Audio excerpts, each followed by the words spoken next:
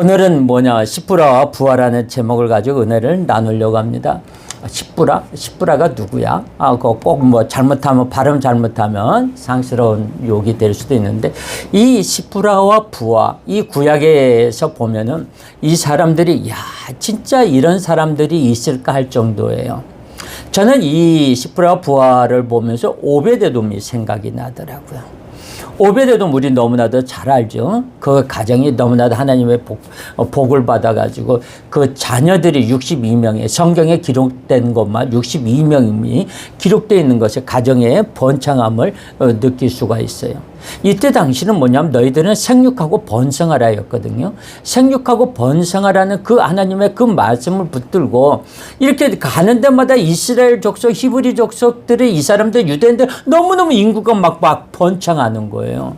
그러다 보니까 요셉이 죽고 막 그러다 보니까 시간이 흐르다 보니까 요셉을 모르는 새로운 왕들이 나와가지고 쟤네들 왜 저렇게 너무 많아? 사람도 너무 많아. 왜 우리보다 더 많아? 그러니까 애들이 왜 이렇게 토실토실하고 그렇게 쟤네들 건장하고 키도 크고 왜 이렇게 몰골이 너무나도 전부 다 장닭이 커. 쟤네들 뭐야? 원인이 뭐야? 막 이제 이렇게 된 거예요. 애국 군인들이. 그 왕이 보니까 안 되겠다. 쟤네들 산하 제한을 시켜야 되겠다. 산파들을 불러듭니다. 쉽게 말하자면 시브라와 부하를 불러들여요. 여러 산파를 불러들였겠지만 그 중에 대표적인 인물인 것 같아요. 이 사람들이 거기에 무슨 이 리더가 된다던가 그런 사람을 불러들였겠죠. 여봐라. 시브라, 너 이름 뭐냐? 예, 시브라라고 합니다. 너는 뭐냐? 부하라고 합니다. 자, 너희들은 오늘부터 나가서 히브리 여인들이 아이를 낳으려고 하면 목을 졸라서 죽여라 라고 이야기를 합니다. 그 아이를, 산의 아이를 목을 졸라서 죽이고 딸아이면 놔두라는 거예요. 여러분 같으면 어떻게 하겠습니까? 굉장히 힘들겠죠. 미국 여성 최초의 노벨 문학상 수상자인 펄벅 여사는 선교사인 아버지를 따라서 중국에서 어린 시절을 보낸 적이 있습니다. 어느 해 심한 가뭄이 들었고 비가 오지를 않아가지고 논두렁이, 밭두렁이 그냥 거북이 등같이 쩍쩍쩍 막 갈라지고 있었어요. 근데 아버지가 먼 여행으로 집을 비운 사이에 마을에는 백인이었던 펄벅의 어머니가 신을 분노하게 만들어서 가뭄이 계속된다는 소문이 퍼졌어요. 누구 때문에? 저 백인 여자 때문에 그랬다. 저 백인 여자 때문에 신이 노해가지고 이 비가 지금 지금 비가 내리질 않고 완전히 가뭄이 심해가지고 지금 기근이 심해. 농사도 지금 밭에 있는 거, 논에 있는 거 모든 거 다 말라 죽고 있는데 저 여자 때문이다라는 소문이 번진 거예요. 그 소문이 번져가지고 이 마을 사람들이 어느 날 저녁에 모였습니다. 밤에 모여가지고 이 사람들을 오늘 이 집에 가가지고 저 여자들을 끌어내가지고 제 가정에 있는 여자를 끌어내고 전부들 다 죽여버리자. 그래가지고 주민들이 다 모인 거예요. 그래서 작당을 해가지고 막 쳐들어옵니다. 근데 그 이야기를 펄벅의 어머니가 이야기를 들어요. 이야기를 듣고 들어온다는 이것을 보니까 굉장히 이 사람들의 그 불안이 분노로 변해가지고 여기에 쳐들어오는데 그 소식을 들은 어머니는 집 안에 있는 그 이야기를 듣고 집 안에 있는 찻잔을 모두가 다 꺼내라고 합니다. 집 안에 있는 찻잔을 전부 다 꺼내라고 그러고 그 찻잔에다가 차를 전부 다 따끔 팔팔팔팔 끓여가지고 차를 거기다가 따르게 하고 그리고 맛있는 케이크를 만들어가지고 문이란 문을 다 열어놓고 대문을 활짝 열어놓고 야 펄보가 너는 가서 네 방에 가가지고 장난감 갖고 놀고 있어라 그랬어. 그리고서는 장난감을 놀고 있는데 이 사람들이 분노해가지고 쫙 쳐들어가자 몽둥이 들고 괭이 들고 낫을 들고 저 여자를 죽이러 가자고 많은 사람들이 딱 쳐들어왔는데 문이 대문이 활짝 열려 있는 거예요. 불은 반짝반짝하게 굉장히 켜져 있고 그러니까 그것을 보고 이 사람들이 깜짝 놀란 거예요. 아니 저게 뭐야? 아니 왜 이렇게 문을 꼭꼭 걸어 잠그고 있을 줄 알았는데 전부 다 문을 막 활짝 열어놓고 막 저기 하니까 막 사람들이 막 야 이게 뭐하는가 그래서 서로도 막 와 하고 왔던 사람들 멈칫해가지고 기웃기웃거리는 거예요. 그때 이제 펄벅이 어머니가 나와가지고 예 안녕하세요 어서 오세요 웬일이세요 자 여기 들어오셔서 참 오늘 정말 잘 오셨어요 저희가 기다리고 있었어요 어서 들어와서 차라도 한 잔 드세요 하고 하는데 아니 사람들 서로도 눈치만 보는 거야. 이것을 어떻게 해야 돼? 상냥하게 나오고 살려주세요 막 하고 막 자기네들 각본대로면 문 꼭꼭 걸어 잠그고 막 그래야 되는데 문을 활짝 열어놓고 차를 끓여놓고 차 향기가 온 집안에서 진동을 하는데 맛있는 케이크도 따끈따끈하게 김이 모락모락 나오고 있는데 그걸 갖다 뭐라고 말을 해? 그러니까 서로도 눈치만 보고 있는 거야. 자 들어오세요 하면서 정중히 차를 권하고 막 하니까 그 사람들은 멈칫 서로도 눈치 보다가 에라 모르겠다 한 명이 그냥 발을 내디디고 방 안으로 들어가니까 다들 들어오기 시작한 거예요. 들어와가지고 그 사람들이 와가지고 두리번 하다 보니까 서로도 아무 말도 못하고 예 차 한잔 드세요 예 이것도 드셔보세요 예 그러면서 맛있게 먹고 있는데 이제 도대체 어떻게 된 건가 이 집안이 어떻게 된 건가 하고 두리번 거리고 오는데 저쪽 방에 보니까 어린아이가 천진난만하게 장난감 갖고 놀고 있는 거예요. 놀고 있는 거 그것을 보고선 참 사람들이 보고 이 집 아니네 괜찮네? 그러고 나서 차를 마시고 케이크를 맛있는 다과를 하고 자 가겠습니다 감사합니다 잘 먹고 갑니다 하고 인사를 하고 갔어요. 근데 그날 저녁에 하나님께서 그 가물었던 그곳에 비를 내려주신 거예요. 그 비를 내려주니까 거기에 있는 사람들이 더 이상 저 사람은 신을 노하게 하는 게 아니구나. 저 사람은 하나님을 믿는 사람이구나. 그래 놓고선 그게 소문이 나면서 그날 펄벅이 어른이 돼가지고 엄마한테 물었던 거예요. 엄마 그때 어떻게 됐어요? 사람은 막바지에 도달하니까 막바지에 부딪히니까 용기와 절망밖에 없더라. 내가 할 수 있는 것은 용기와 그 절망 속에서 생긴다고 말했는데 그것은 펄벅 여사가 이 절망적인 순간에 항상 떠오르는 어머니의 말씀이었다고 그래요. 자, 이 시대에 진정한 용기를 가진 사람은 누구일까요? 시프라와 부하. 이 두 사람은 뭐냐? 평범한 직업을 가진 사람이고 요즘 같이 매스컴을 타는 유명 인사도 그리고 남들이 알아주는 직업도 아니었어요. 그저 평범한 직업을 가진 평범한 히브리 사람이었어요. 근데 그들에게 엄청난 바로의 요구가 전달이 되었던 거예요. 아이를 받을 때 남자이면 다 죽여라. 그 아이가 죽여서 살아서 나오는지 산모가 아이를 출산할 때 살아서 나오는지 죽어서 나오는지 알 수 없는 그 시간에 아이를 목 졸라 죽이라고 하는 거예요. 굉장한 거죠. 애굽의 왕은 히브리 산파 시프라 부하에게 히브리 여인들이 해산할 때 아들은 죽이고 딸만 살려두라는 명령을 내렸다는 거예요. 그러나 이 산파들은 하나님을 두려워했습니다. 저는 이것을 설교를 준비를 할 때 그런 생각이 나더라고요. 우리나라 일제 36년 동안에 일본에 치하에 있을 때 친일파, 일본의 앞잡이 노릇을 했던 우리나라 사람들이 지금 그 후손들이 너무나도 잘 되고 이렇게 보면은 잘 먹고 잘 사는 것을 보면 배 아플 때가 많아요. 저 사람들은 어떻게 그런 용기가 없었을까? 나라를 팔아먹고 나라에 대해서 반역질하는 사람들이 과연 어떻게 될까? 그런 생각을 할 때 그런 생각이 나더라고요. 그래서 이 사람들은 왕의 명령을 어기고 남자아이를 살려주었어요. 우리가 이 세상을 살아갈 때는 우리는 하면 안 되는 것을 명령하는 권력을 만날 때가 있습니다. 권력자의 말을 어기면 내 직장이 보장이 되지 않을 수도 있고 당장의 생명의 위기를 만날 수도 있습니다. 또는 물질적으로도 막대한 손해를 볼 수도 있어요. 이럴 때 우리는 무엇을 선택할 수 있을까요? 권력자의 지시에 순순히 순응하며 나가야 할까요? 아니면 나의 자리를 지키고 나의 안전을 위해서 타인의 생명에 위해를 가하는 행동을 선택해야 할까요? 이 두 여성은 바로의 요구를 거절했어요. 왜? 누구를 위해서? 하나님을 위해서. 하나님이 두려워했기 때문에. 이 사람들의 그 마음속에는 네가 비록 왕이지만 나는 누구? 히브리 사람, 유대인이에요. 누구를 죽이는 거예요? 자기의 동족을 죽이는 거예요. 하나님께서 너희들은 생육하고 번성하라고 분명히 이야기했는데 우리는 그 하나님의 말씀으로 생육하고 번성하고 있는데 그 애굽 사람들이 그것을 눈뜨고 보지를 못하는 거예요.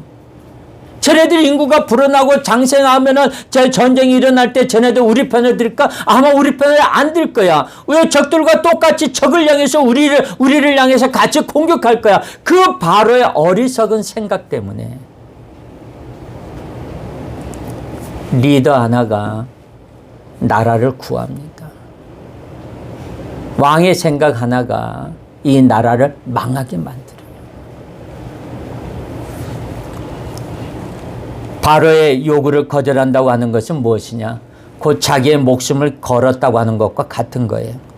적어도 자신의 소신을 위해서 목숨을 걸 수 있는 그런 사명감을 가진 사람이라면 가장 행복한 사람이라고 저는 확신합니다. 어떤 사람이 행복한 사람입니까? 자기가 하는 일에 대해서 최고의 소명감과 확신을 가지고 행동할 수 있는 사람입니다.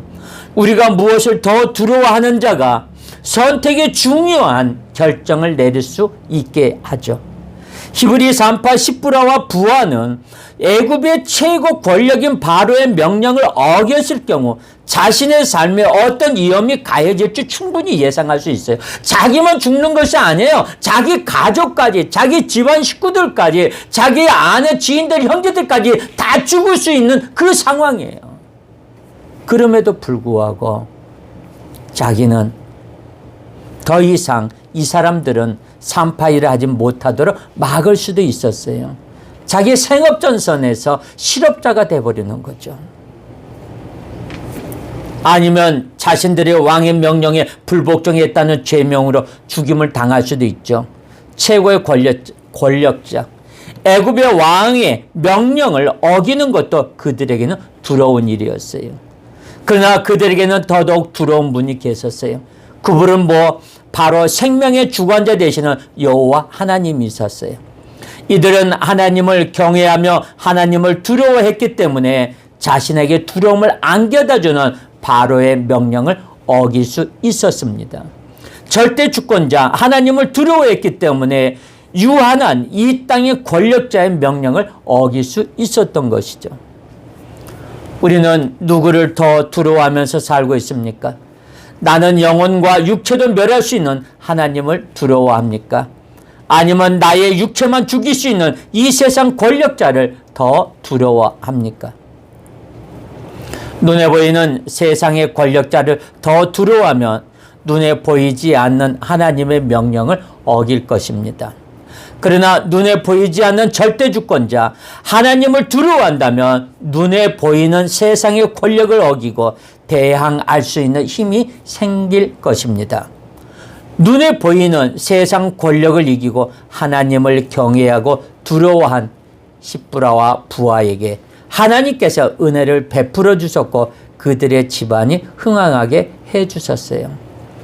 우리가 세상 권력을 어기면 죽을 것 같았지만 하나님께서 그들과 함께 해 주시는 은혜로 말미암아 오히려 그들의 집안이 흥황하게 하는 은혜를 경험하게 됩니다. 내가 이 일을 어기면 안 될 것 같고 내가 곧 망할 것 같지만 하나님과 함께 하시니까 하나님이 어느 편에 서 있느냐에 따라서 달라집니다. 우리가 교회도 마찬가지입니다. 전에도 제가 한번 이야기한 적이 있었지만 지금도 남해 있는 그 권사님이 올해도 시금치를 이렇게 보내주셨는데 그분이 그래요. 그때 당시에 만났을 때 교회가 나눠져 있었어요. 한쪽은 이쪽 줄은 원로 목사님파, 이쪽은 담임교회 목사님파 나눠져 있었어요.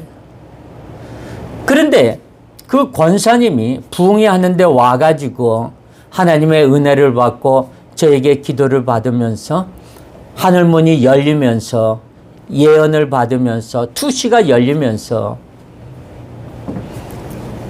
지금 하나님께서 뭔가를 보여주실 것입니다.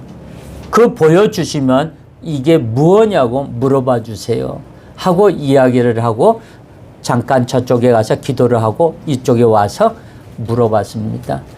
환상을 봤습니까? 봤습니다. 뭐예요? 하나님께서 천사들이 담임 목사님을 천사의 날개로 이렇게 보호하고 있었습니다. 그래서 물어봤어요. 하나님 앞에. 예, 물어봤어요. 그랬더니 뭐라 그래요? 하나님께서 말하기를 저희는 내가 사랑하는 아들이다라고 하더랍니다. 그러면 하나님이 분명한 사랑하는 아들이라고 하면서 하나님을 보호하는 그 사람을 왜 대적하느냐? 지금 당장 가서 목사님한테 무릎 꿇고 회개하고 기도받고 와라. 내일 보자. 대신 빈손으로 가지 말고 소고기 2군만 끊어가지고 가라. 그래가지고 소고기 2군을 끊어가지고 가서 목사님 앞에 회개 기도받고 왔다고 하더라. 저녁에 갔는데 그 권사님이 목사님 그래요. 왜요? 그랬더니 오늘 저녁 제가 대접하기로 했습니다 하면서 소고기를 대접하더라고요. 그게 회개의 역사예요. 하나님께서 분명히 내가 보기에는 저 사람이 굉장히 나쁘다고 내가 그 사람을 나쁜 짓 하고 내가 하나님 저 사람 하나님 편이 아닐 거다 하면서 그쪽에 가서 내가 삽질하고 설거지하고 괭이질하고 내가 낫질하고 거기서 막 했는데 하나님은 그게 나쁘다는 거예요. 그게 아니라는 거예요. 하나님께서 그 목사님 보호한다는 거예요. 그러고 나서 금요일 날 성도들 앞에서 간증을 했답니다.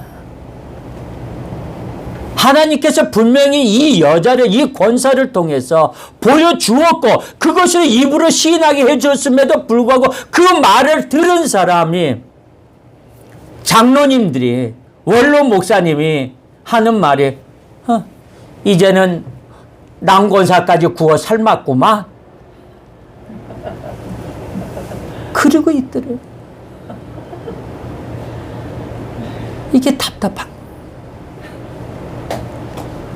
왜? 내가 하나님을 못 만난 거야. 하나님을 만났다면 진짜 그분이 그렇다면 하나님 앞에 기도를 해봤어야 될 거 아니에요. 하나님 섭섭합니다. 문제가 무엇입니까? 내가 내 욕심 때문에 그랬습니까? 아니면 하나님께서 잘못된 것입니까? 후임자를 이미 물려줬어요. 자기는 원로예요. 그런데 거기에 아쉬운 게 뭐가 더 있냐고. 후임자를 위해서 계속 기도해줘야 될 거 아니에요. 기도해주고 그 사람을 위해서 더욱더 잘 될 수 있게끔. 아니 성도들이 빠져나가면 쫓아가서 붙잡아 놓고 무슨 소리냐, 교회 나와라, 담임 목사를 주권으로 해가지고 계속 이 교회를 끌고 나가야 된다 라고 힘을 실어줘야 될 거 아니에요. 어떻게 하면 그 사람을 끌어내릴까? 이제는 그 남권사도 구워 삶았구만. 그게 말이 되냐. 그분도 그게 부흥에 오고 싶어서 온 거 아니에요. 보니까. 그러니까 여기에 온 사람은, 거기에 온 사람은 담임 목사님 편에 쓴 사람들만 온 거예요. 자기 딴에는 중립이라고 하고 있었는데 하나님께서 자기도 어떻게 해서 왔는지 모르겠대요. 그 교회에 같이 그 승합버스 타고 온 거예요. 와가지고 하나님 앞에 기도를 하는데 내가 기도를 해주면서 나를 만나가지고 거기에서 많은 역사가 일어나면서 악한 영이 나가면서 거기서 악한 영이 나가면서 거기서 하나님께서 그 나간 자리에 성령으로 충만해서 예언과 투시가 보여준 거예요. 저는 오늘 이 본문의 말씀을 중심해서 어떤 사람이 진정한 용기를 가진 사람인가를 말씀드리고 싶어요. 우리가 17절을 한번 볼까요? 자, 다 같이 17절에 보니까 시작. 그러나 산파들이 하나님을 두려워하여 애굽 왕의 명령을 어기고 남자아기들을 살린지라. 이 사람들은 뭐냐면은 예, 알았습니다, 왕이시여. 왜? 왕 앞에서 거절할 수는 없는 거 아니에요. 거절할 수는 없고 알았다고 그러고 나서 이 사람들은 뭐냐면 가서 알았습니다 하고 그 일을 하나님을 두려워했기 때문에 내가 어떻게 내가 하나님을 믿는 자녀고 내가 하나님을 믿는 사람이고 저 바로는 하나님을 안 믿는 사람인데 어떻게 내가 저 사람 말을 들을 수 있겠느냐. 나는 하나님의 편에 섰다. 하나님의 말씀대로 그대로 행하겠다. 우리들은 너희들을 생육하고 번성하는 그 말씀을 붙들고 내버려 둔 거예요. 평세대로 한 거예요. 그랬더니 아이들이 우럭우럭 자라나니까 왕이 다시 그 산파들을 불러. 너희들은 내 명령대로 왜 하지 않았느냐. 왕이시여 무슨 말씀이시니까. 제가 출산한다는 그 말 듣고 막 뛰어가니까 이미 그들은 출산을 했습니다. 아이를 낳는데 내가 어떻게 부모들이 안고 떼렁떼렁 해갖고 우두두두 하고 있는데 내가 어떻게 합니까. 할 말이 없잖아요. 이 사람들은 왕에게 보면 거짓말이 있잖아요. 하나님 앞에 진실을 밝히는 거예요. 하나님 앞에 참된 말을 하는 거예요. 그 행동을 하는 거예요. 보니까 21절에 한번 볼까요? 21절에 보니까 어떻게 됐느냐. 시작. 그 산파들은 하나님을 경외하였으므로 하나님이 그들의 집안을 흥왕하게 하신지라. 하나님께서 인정하시는 용기, 바로 그것을 우리는 말하고 싶은 거예요. 사람들 꽤 두려운 대상입니다. 지금 이 산파들은 바로의 명령을 거역한다고 하면 그것은 곧 죽은 목숨과 다를 바가 없는 태도를 불구하고 거절을 했어요. 성경은 진정한 용기를 가진 사람은 하나님을 경외하는 사람이라고 말씀하고 있습니다. 시므로와 부하가 그런 행동을 할 수 있었던 내적인 힘은 하나님을 두려워했기 때문인 줄로 아십시다. 그에게 있어서 왕의 명령은 큰 것이지만 그것보다 하나님이 더 두렵고 경외의 대상이 되었기 때문입니다. 오늘 이 본문 말씀을 보면 이 두 사람은 하나님을 두려워했기에 자신이 옳다고 하는 것을 할 수 있었어요. 하나님이 생명을 주셨고 하나님이 주신 생명을 인간이 함부로 할 수 없다고 하는 그런 확신을 가졌다면, 그리고 그것이 하나님을 기쁘시게 하는 것이라면 할 수 있는 용기를 가지고 있었습니다. 두 번째는 뭐냐? 진정한 용기를 가진 사람은 불의를 따르지 않는 사람인 줄로 믿습니다. 이 불의라고 하는 것은 언제나 반대급부가 제공되기 마련입니다.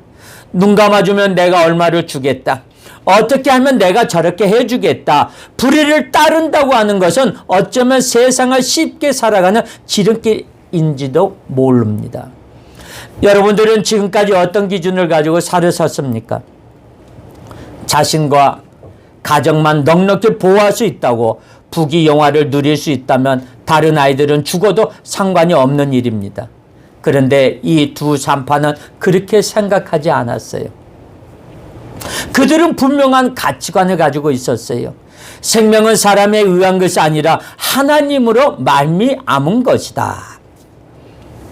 생명은 사람에 의한 것이 아니라 하나님으로 말미암은 거예요. 목숨을 거는 일이었지만 그들에게는 하나님의 말씀이 훨씬 더 중요한 기준이 되었기 때문이죠. 이스라엘의 전쟁 기념관 야드바셈이라는 그 기념관 안에 쭉 들어가 보면은 신들러 나무가 있습니다. 우리가 보면은 이 신들러라는 사람은 굉장히 좀 유명한 사람이죠. 독일계 체코인 사업가이자 영화 신들러 리스트의 주인공으로도 유명합니다. 그 영화 보셨어요? 예. 그 영화에 보면은 굉장합니다. 그때 당시에 유대인에 대한 탄압이 자행되던 나치 독일 휘하에서 자신의 생명의 위험을 무릅쓰고 모든 재산을 바쳐서 유대인 1200명의 목숨을 구원한 업적으로 유명하며 이러한 그의 일화는 신들러 리스트라는 영화로도 나오게 됐습니다. 수많은 유대인들의 목숨을 구해준 의인이긴 하지만 이 사람이 생전에 안 좋았던 사람이었어요. 생전에 술과 파티, 여자를 좋아하는 이 방탕한 그고 쾌락을 중시하는 이 속물의 전형적인 사람이었고, 이 사람의 본처 외에도 애인이 여러 가지 있었던 이 흑역사도 존재하는 인물입니다. 하지만 그래서 의의가 있는 것이 광기가 몰아치던 시대에 무고한 자들을 구한 인물이 우리가 흔히 생각하는 영웅적인 사람이나 특별한 선인이 아닌 부패하고 속물적인 기회주의자 기업가였기 때문에 이 사람이 더 유명해진 것 같아요. 왜냐하면 이 사람은 신들러는 나치 독일이 폴란드를 침공한 뒤 점령하자 한미천 챙겨보려는 목적으로 폴란드에 가게 됩니다. 그리고 이 사람은 뭐였냐면은 이 독일군의 간첩의 활동을 했던 첩보원으로 했던 사람이었어요. 그래가지고 체코에서 붙잡혀가지고 이 사람이 사형 언도까지 받게 됩니다. 근데 사형 언도까지 받았는데 그때 미넨 협정으로 인해서 그 사형이 중지가 됐어요. 그러고 나서 풀려가지고 이때 이제 폴란드하고 이제 전쟁이 일어나면서 이 사람이 그래도 독일군의 이쪽으로 아는 사람이 있으니까 자기가 뭔가 사업을 해보자 그래가지고 우리 범랑 알죠? 범랑 냄비 그거 어떤 거 군인들이 이제 가면은 무엇을 만드냐 하면은 이제 그 반합 군인들이 쓸 수 있는 그 야외에 나가서 밥도 해 먹을 수 있는 지금 이제 보면은 바나와 코펠 그런 종류였죠. 그것을 만드는 것을 해가지고 한번 이제 내가 한미천 챙겨보자 해가지고 이제 나치 독일로부터 범랑 용기를 만들고 있던 이 유대인의 소유의 공장을 불화봤습니다. 말이 불화제 뺏어버린 거죠. 그러니까 독일 그 유대인들의 그 공장을. 그래서 이 공장은 뭐냐면 굉장히 좀 확대돼 가지고 군수품을 만들면서 이 그 4,500제곱미터 이게 지구로 봤다면 한 1,200평이나 한 12,000평 그 정도 되는 그 공장을 그 부지에 800명 이상의 노동자가 일하는 거대한 군수 공장이었어요. 근데 이때부터 신들러는 뭐냐, 나치당 친위대 수주 슈타펠로부터 유대인 노동자들을 공급을 받습니다. 유대인들이 전부 다 사형실로 끌려가는 사람들을 갖다가 이 사람들을 어디로 자기의 군수 공장으로 전부들 받아요. 그래서 그 사람들을 데리고 일을 하는데 이 사람은 무엇이냐면 거기에 있는 독일군들하고 하루 일과가 노는 거예요. 술 마시고 놀고 파티하는 거예요. 그런데 어느 날 그 영화에 보면은 빨간 옷을 입은 여자아이가 한 7살, 6살, 5살에서 7살 정도 된 아이가 이리저리 막 뛰어다녀요. 여기 가서 막 독일군들은 막 총을 메고 왔다 갔다 하고 거기 있는 가스 공장으로도 들어가는데도 걔는 누구 하나 그 아이를 붙잡지 않아요. 그 아이가 영화에서 보면 천진난만하게 막 뛰어돌아다닙니다. 막 뛰어돌아다니는데 거기에 있는 장교가 아침에 일어나면 무엇을 하느냐, 멀리서 자기에서 거기에 자기 창문에서 총을 내다보고 사격하는 게, 움직이는 유대인들을 그 마치는 게 그 사람이 하루 일과로 시작이 돼요. 그 꼬마 그 아이가 그 장교의 눈에 띈 거예요. 천진난만하게 빨간 옷을 입고 돌아다니까 그 영화에 보니까 그 표점이 거기에 이 칼라 색깔이 빨간 게 확실히 돋보이는 거예요. 그러면서 그 아이를 이 사람이 쏘아서 사살합니다. 이 아이가 천진난만하게 돌아다니던 아이가 아침에 시체로 발견이 돼요. 그걸 누가 봤느냐? 신들러가 보게 돼. 신들러가 보면서 그것을 보고 누가 쐈는지 이 사람은 알아요. 그때부터 이 사람의 마음이 변하게 됩니다. 자기네들은 술 파티를 하고 있습니다. 떼약볕에. 그런데 화물칸에 대학 밑에 하물칸에 갇혀있는 유대인들이 막 있었어요. 그 대학 밑에 그 안에 공기도 통하지도 않고 바람도 통하지도 않는 그곳에 이 사람들은 전부들 다 자기네들끼리 술파티를 하고 있는데 신들레가 거기에 있는 사람들을 봅니다.